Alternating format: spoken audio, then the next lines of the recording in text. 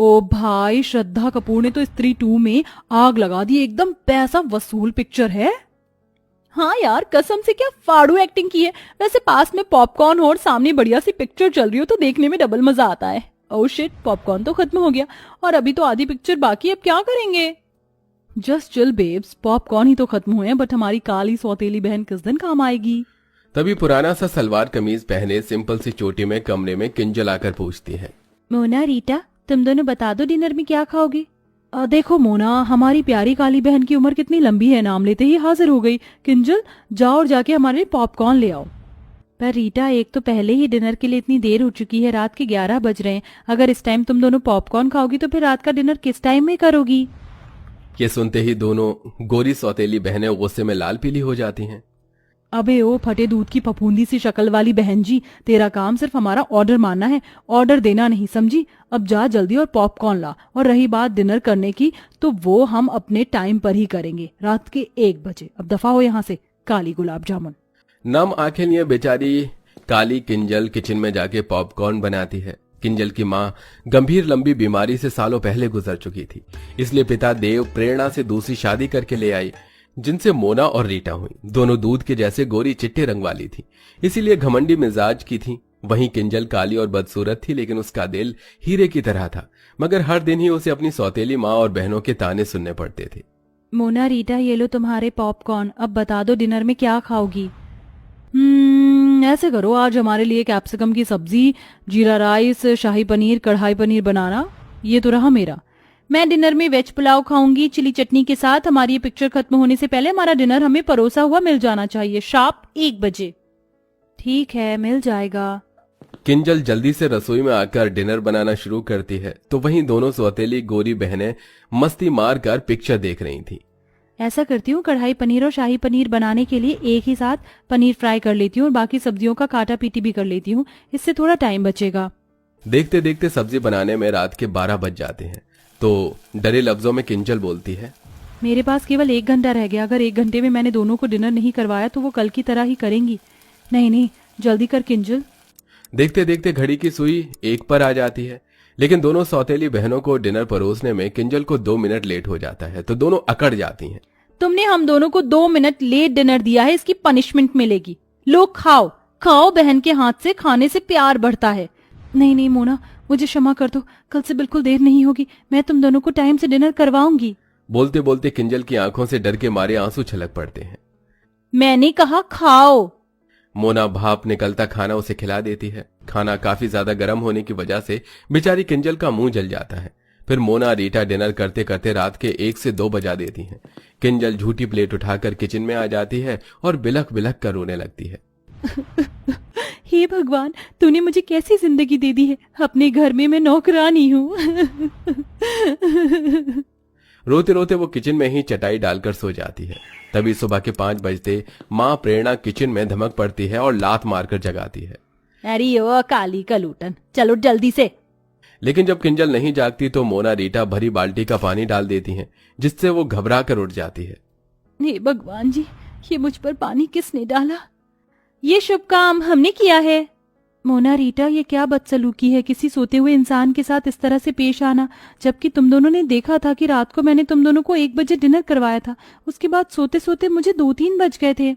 ये सुनते ही प्रेरणा अपनी गोरी सुंदर बेटियों की साइड लेते हुए बोलती है, अरे ओ कोयला खादान, मैं देख रही हूँ कि तेरी ये कैची जैसी काली जुबान कुछ ज्यादा ही चलने लगी है। उठ और नाश्ता बना, समझ गई? जी माँ।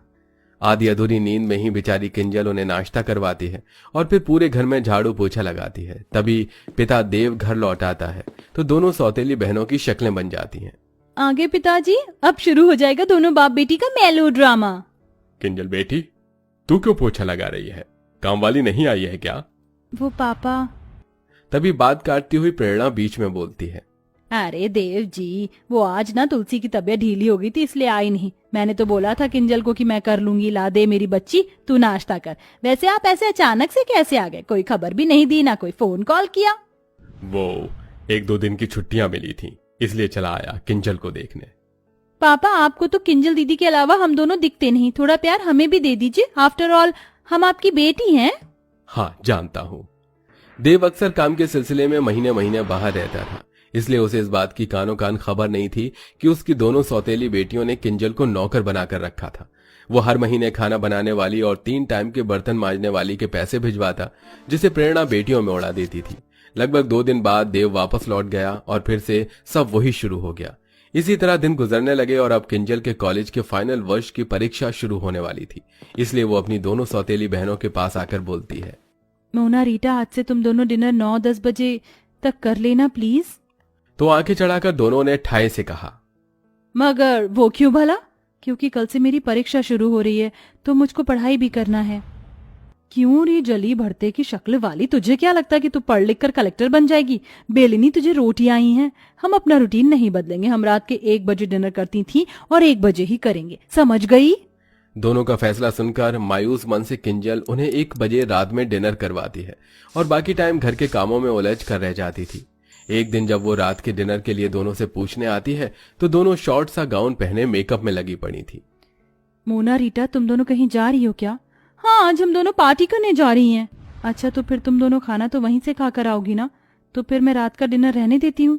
अच्छा जी, क्यों री काली भैंसिया, तुझे क्या लगता है हम तुझे आराम फरमाने देंगे? चुपचाप से हमारा डिनर बनाकर तैयार रखना। आज डिनर में हम आलू गोभी, मिक्स वेज, लच्छा पराठा खाएंगी। जानबूझकर दोनों लंबी चौड़ी लिस्ट देती हैं। तभी वो मायूसी से बोलती है, इतना खाना बहुत ज्यादा नहीं हो जाएगा डिनर के हिसाब से? कुछ ज्यादा नहीं होगा, तू बना देना बस। दोनों ऑर्डर झाड़ कर चली जाती हैं। किंजल सारा डिनर तैयार कर देती है, लेकिन दोनों बहनें पार्टी में से फुल पेट खा पी कर आती हैं, जिस वजह से रात का डिनर नहीं खाती। इसलिए अगले दिन खाना बच जाता है तो प्रेरणा किंजल पर आग बबूला हो जाती है। किंजल, अरे ओ किंजल, अरे ओ काली भैंसिया कहाँ है? किंजल डरते हुए प्रेरणा के आगे हाजिर होती है।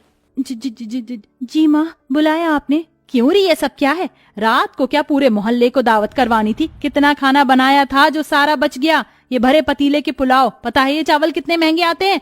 और तू मजे से बना बना कर फेंक रही है। माँ, मेरी इसमें कोई गलती नहीं है। मोना और रीटा ने कहा था बनाने को और दोनों कल बाहर से ही खाकर आई थी तो डिनर नहीं किया। ये सुनकर दोनों सौतेली बहन शातिर तरीके से सारी बात उस बेचारी पर ही थोप देती हैं। ओ, कितनी झूठी और मक्कार है ये। माँ कसम से हमने तो बोला भी नहीं था डिनर बनाने को, अपने मन से बनाया। ये सुनकर प्रेरणा किंजल को बहुत पीटती है। माँ, मत मारो ना माँ। बहुत चर्बी बढ़ गई है तुझको शाही पकवान खाकर। आज से तेरा खाना बंद, अब केवल तुझको सूखी रोटी मिलेगी बस। इस तरह गलती न होने के बाद भी अब किंजल सारा दिन किसी कोल्हू के बैल की तरह काम करती और दोनों सौतेली बहनों को उनके मन मुताबिक रात के 1 बजे डिनर करवाती, जिससे उसका शरीर बहुत ही कमजोर पड़ जाता है। अरे ओ बहन जी, ये कैसी काली दाल बनाई है तूने, अपनी सूरत के जैसी। अब कौन खाएगा इसको? सब्जी भी एकदम बीमारों वाली बनाई है। रुक जा तू। गुस्से में मोना उसके बाल पकड़ लेती है, जिससे वो चक्कर खाकर बेहोश हो जाती है। उसी टाइम आधी रात को पिता देव घर लौट आता है और बेटी की बिगड़ी हालत देखकर आपा खो देता है। किंजल बिटिया उठना, आखिर तुम दोनों ने क्या किया है इसके साथ? देव डॉक्टर को बुलाता है। जहां एक तरफ डॉक्टर उसकी जांच पड़ताल करते हैं तो वहीं दोनों सौतेली बहनों की आंत सूखी जा रही थी। देखिए, इनके शरीर में बहुत सारे पोषक तत्वों की कमी है। इन्होंने काफी दिन से सही ढंग से खाया पिया नहीं है और इन्हें नींद की भी शिकायत है। इनको भरपूर नींद और अच्छे खान पान की जरूरत है। तभी किंजल को होश आ जाता है। दोनों बहनों को पसीने छूटने लगते हैं। अब तो ये पिताजी के आगे सब बोल देगी, हमारी वाट लगा देगी कि हम इससे रात के 1 बजे डिनर बनवाते हैं। लेकिन किंजल कुछ भी नहीं बोलती, जिससे दोनों घमंडी बहनों का स्वभाव बदल जाता है और वो रोते हुए कहती हैं, आई एम सॉरी किंजल, हम दोनों को माफ कर दो। हमने तुम्हें आधी आधी रात को डिनर बनवाने के लिए मजबूर किया।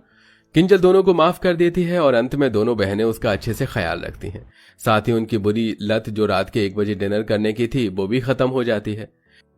तो देखा दर्शकों आपने, अच्छे स्वभाव से हम किसी का भी दिल जीत सकते हैं, जैसा कि हमारी स्टोरी की काली बहन ने अपने अच्छे स्वभाव से अपनी दोनों खूबसूरत घमंडी बहनों का दिल जीत लिया। तो दोस्तों, आपके हिसाब से रात का डिनर करने का सही टाइम क्या होना चाहिए? कमेंट बॉक्स में जरूर बताइएगा। साथ ही आपको हमारी ये कहानी कैसी लगी हमें ये भी बताइए।